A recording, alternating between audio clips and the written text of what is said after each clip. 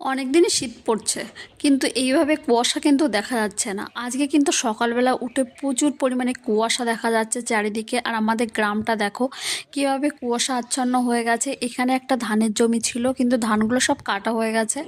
তবুও কিন্তু মেঘ আকাশ এবং মেঘলা আকাশের ভিতর কিন্তু কুয়াশা আচ্ছন্ন পরিবেশটা সত্যি যেমন শীত তেমনও কিন্তু কুয়াশা আচ্ছন্ন। রোদ আজকে একদমই দেখা যাবে না হয়তো, মনে হচ্ছে। আমি সকালবেলা একটু মাঠে যাচ্ছিলাম, তাই দেখতে পেলাম। দেখো, আর এটা কিন্তু সরু রাস্তা গ্রাম দিয়ে চলে গেছে। আর এখানে কত সুন্দর একটা লাউ গাছ রয়েছে।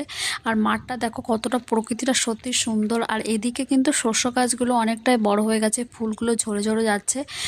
আর এই তাল গাছগুলোর সারি সত্যি সুন্দর লাগছে। আর এটা কিন্তু আমাদের মাঠ, এই মাঠে কিন্তু অনেক পটল গাছগুলো রয়েছে, তার পাশে সুপারির শাড়ি, এবং এই সুপারির শাড়ির ভিতর কিন্তু আমাদের পটল গাছগুলো।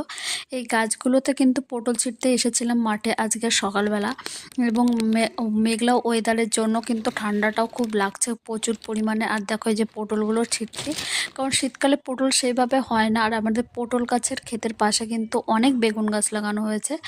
আর এই দেখো শস্য গাছগুলো কত সুন্দর, ফুলগুলো ফুটে রয়েছে। শস্য ফুলের বড়া কে কে খেতে ভালোবাসো? আমার তো খুব ভালো লাগে শস্য ফুলের বড়া খেতে।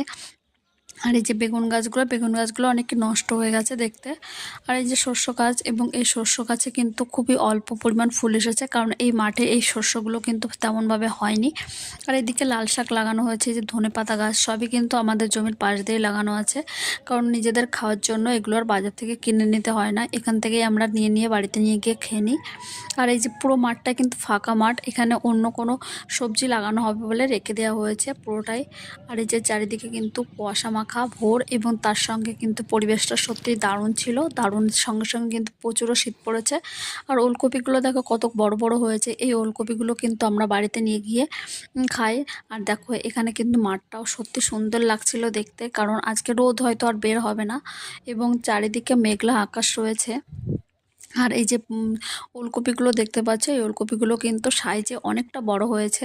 নিজেদের গাছ বলে বলছি না, সত্যি সুন্দর, এবং সত্যি সুন্দর খেতেও লাগে এগুলো। কারণ বাজারের সবজির থেকে নিজেদের লাগানো টাটকা সবজি কিন্তু খেতে সত্যিই দারুণ লাগে। আর এই যে বাড়িতে দেখতে পাচ্ছ, এগুলো কিন্তু সব পেঁয়াজ গাছ হবে, এবং কলিগুলো হয়েছে, এবং এগুলো কিন্তু সত্যি